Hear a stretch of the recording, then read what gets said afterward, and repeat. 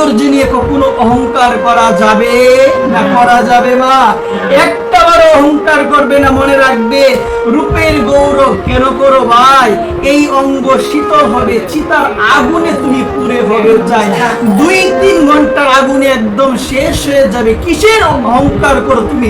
কিসের রূপ নিয়ে তুমি অহংকার করো? এই রূপ থাকবে না, থাকবে না বলছেন। পূর্ণিমা তো থাকবে না, আসবে অমাবস্যা। চিরদিন থাকবে না তোর রঙের ভালোবাসা, থাকবে না, থাকবে না। তুমি আজকে সুন্দর, তোমাকে ভগবান এমন একটা রূপ দিবে, তোমার সৌন্দর্য সব শেষ হয়ে যাবে। তুমি বলবান, তুমি অনেক শক্তিশালী, এমন একটা রূপ ভগবান তোমাকে দিবে, তোমার মধ্যে পিঁপড়ার পরিমাণ শক্তিও থাকবে না। অহংকার কখনো করা যাবে না। যে দিয়েছেন সে নিতে 1 সেকেন্ডের বেশি সময় লাগবে না।